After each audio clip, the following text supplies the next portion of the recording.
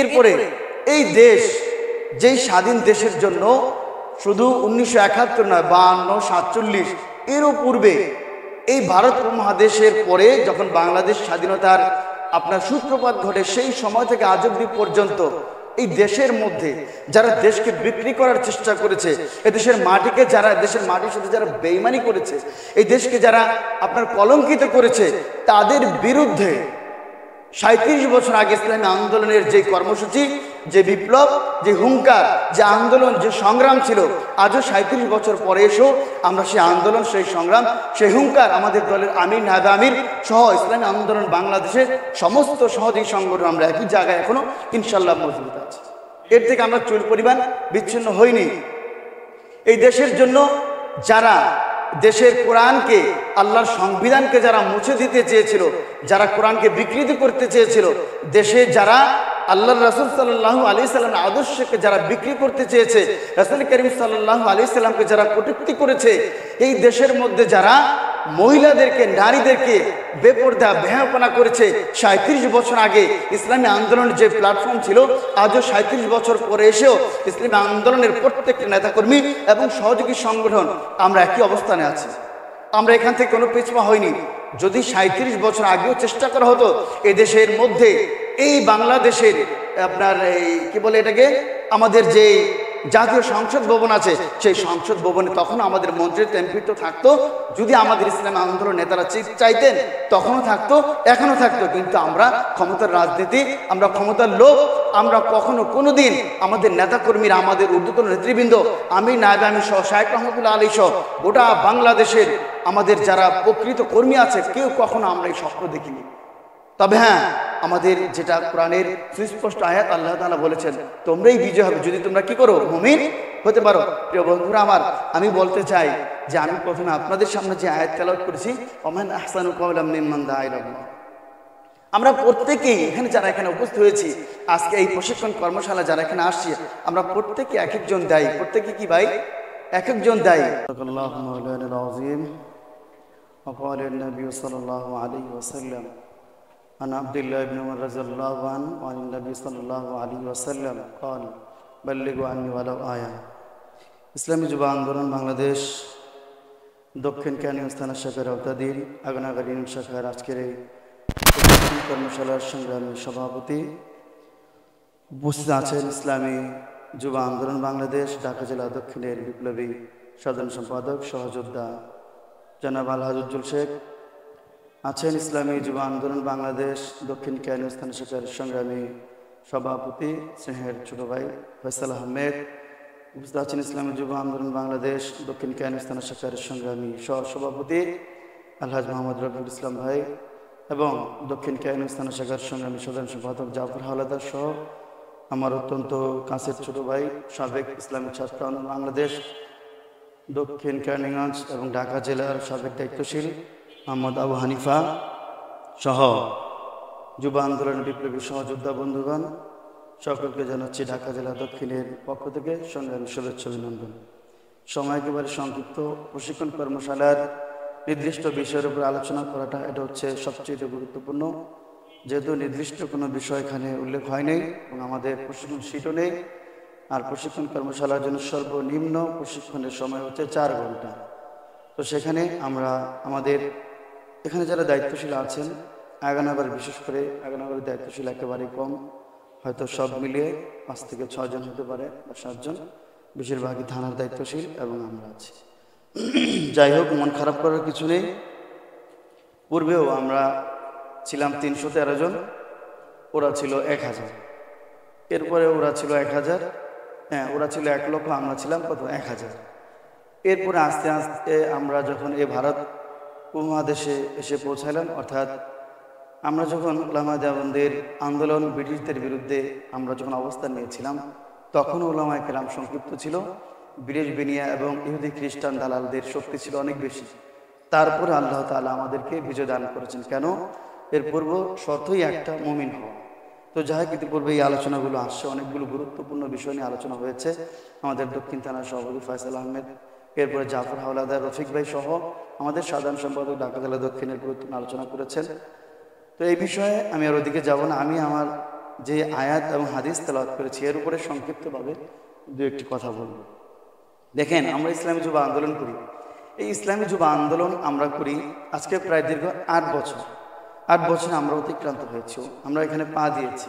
2016 সাল থেকে শুরু করে 2024 পর্যন্ত ইসলামী যুব আন্দোলনের পথ চলার দীর্ঘ এই সময়ের মধ্যে আমরা যেগুলো দেখেছি, আমরা যেগুলো শিখেছি, এই শিক্ষা এবং দেখা থেকে আমরা যেগুলো শিক্ষা নিয়েছি, এর থেকে আমরা সংক্ষিপ্তভাবে দু একটি কথা বলবো। আমরা পূর্বের ইতিহাস সংক্ষিপ্তভাবে দু এক মিনিটে বলি যে ইসলামী আন্দোলন বাংলাদেশ কি পেয়েছে দেশ থেকে, এটা আমাদের বড় বিষয় না।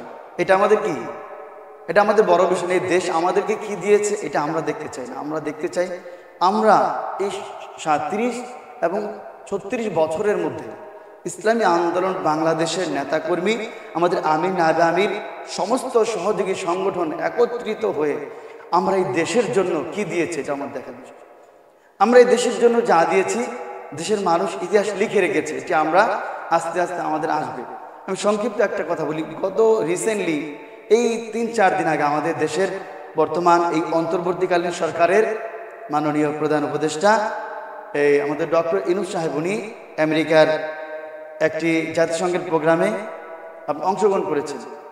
তো সেখানে আপনারা দেখেছেন যে উনি কিছু বই, অনেকগুলো বই ইতিহাস লিখিত করে, ইতিহাস লিখে সেই বইগুলোর মধ্যে জমা করেছে এবং সেই বইগুলো সেখানে আমেরিকার এই জাতিসংঘের এই অনুষ্ঠানের মধ্যে প্রত্যেকটা প্রধানমন্ত্রীকে এবং বিভিন্ন দেশের রাষ্ট্রদূতদেরকে, আমেরিকার প্রধানমন্ত্রী সহ সকলকে তিনি এই বাংলাদেশের 24 সালের যে স্বাধীনতা আমরা পেয়েছি, সেই স্বাধীনতার ইতিকথা, স্বাধীনতার তাৎপর্য, গুরুত্বপূর্ণ বিষয়গুলো সেই বইয়ের মধ্যে তিনি লিপিবদ্ধ করেছেন এবং এই বইগুলো তিনি জাতিসংঘ সহ গোটা পৃথিবীর সমস্ত প্রধানমন্ত্রীদের কাছে তিনি পৌঁছে দিয়েছেন। কিভাবে এই যুদ্ধের দামামা বাজলো এবং কারা করেছে, কারা শহীদ হয়েছে, কারা এই দেশের জন্য জীবন দিয়েছে, এগুলো সেখানে লিপিবদ্ধ আছে। তো আমরা যতটুকু বলবো যে দেখেন, মাত্র রিসেন্টলি 2 মাস আগে ঘটে যাওয়া এদেশের স্বাধীনতা আন্দোলনে 5ই আগস্টের যে সংগ্রাম, এই সংগ্রামের মধ্য দিয়ে আমরা একটি নতুন স্বাধীন, নতুন সূর্যোদয় পেয়েছি। কিন্তু সেটি ইতিহাস হয়ে গেছে, লেখা হয়ে গেছে, এটা দেশের মানুষের কাছে পৌঁছে গেছে, বিদেশের মাটিতেও পৌঁছে গেছে। আমরা 37 বছরে ইসলামী আন্দোলন বাংলাদেশ সহ সকল সহযোগী সংগঠন একত্রিত হয়ে এই দেশের জন্য যা করেছি, এটিরই একটি ইতিহাস অলরেডি হয়ে গেছে। আপনারা জানেন যে এই 37 বছরে আমরা দেশের জন্য কি দিয়েছি, দেশের মানুষ দেখেছে। আমরা প্রথমে এই দেশের জন্য যারা ইসলামকে নিয়ে ছিনিমিনি খেলেছে, যারা ইসলামের নাম করে ইসলামকে যারা বিকৃত করেছে, আমরা তাদের বিরুদ্ধে তখনও যে অবস্থানে ছিলাম, 37 বছর পরে এসেও আমরা একই অবস্থানে আছি। আমাদের অবস্থার কোনো পরিবর্তন হয়নি। প্রিয় বন্ধুরা আমার, এরপরে এই দেশ, যেই স্বাধীন দেশের জন্য শুধু 1971 নয়, 52, 47 এরও পূর্বে এই ভারত উপমহাদেশের পরে যখন বাংলাদেশ স্বাধীনতার আপনার সূত্রপাত ঘটে, সেই সময় থেকে আজ অবধি পর্যন্ত এই দেশের মধ্যে যারা দেশকে বিক্রি করার চেষ্টা করেছে, এই দেশের মাটিকে যারা, দেশের মাটির সাথে যারা বেইমানি করেছে, এই দেশকে যারা আপনার কলঙ্কিত করেছে, তাদের বিরুদ্ধে 37 বছর আগে ইসলামী আন্দোলনের যে কর্মসূচি, যে বিপ্লব, যে হুঙ্কার, যে আন্দোলন, যে সংগ্রাম ছিল, আজও 37 বছর পরে এসেও আমরা সেই আন্দোলন, সেই সংগ্রাম, সেই হুঙ্কার আমাদের দলের আমির, নায়েবে আমির সহ ইসলামী আন্দোলন বাংলাদেশের সমস্ত সহযোগী সংগঠন আমরা একই জায়গায় এখনো ইনশাল্লাহ মজবুত আছে। এর থেকে আমরা চুল পরিমাণ বিচ্ছিন্ন হইনি। এই দেশের জন্য যারা দেশের কোরআনকে, আল্লাহর সংবিধানকে যারা মুছে দিতে চেয়েছিল, যারা কোরআনকে বিকৃতি করতে চেয়েছিল, দেশে যারা আল্লাহর রাসূল সাল্লাল্লাহু আলাইহি সাল্লামের আদর্শকে যারা বিক্রি করতে চেয়েছে, রাসূল করিম সাল্লাল্লাহু আলাইহি সাল্লামকে যারা কটূক্তি করেছে, এই দেশের মধ্যে যারা মহিলাদেরকে, নারীদেরকে বেপরদা বেহাপনা করেছে, 37 বছর আগে ইসলামী আন্দোলনের যে প্ল্যাটফর্ম ছিল, আজও 37 বছর পরে এসেও ইসলামী আন্দোলনের প্রত্যেকটা নেতাকর্মী এবং সহযোগী সংগঠন আমরা একই অবস্থানে আছি। আমরা এখান থেকে কোনো পিছপা হইনি। যদি 37 বছর আগেও চেষ্টা করা হতো এদেশের মধ্যে এই বাংলাদেশের আপনার এই কি বলে এটাকে, আমাদের যে জাতীয় সংসদ ভবন আছে, সেই সংসদ ভবনে তখন আমাদের মন্ত্রীর এমপি তো থাকতো, যদি আমাদের ইসলামী আন্দোলন নেতারা চাইতেন তখনও থাকতো, এখনও থাকতো। কিন্তু আমরা ক্ষমতার রাজনীতি, আমরা ক্ষমতার লোভ, আমরা কখনো কোনো দিন আমাদের নেতাকর্মীরা, আমাদের ঊর্ধ্বতন নেতৃবৃন্দ, আমি নায়েবে আমির সহ শাহেখ রহমতুল্লাহ আলী সহ গোটা বাংলাদেশের আমাদের যারা প্রকৃত কর্মী আছে, কেউ কখনো আমরা এই স্বপ্ন দেখিনি।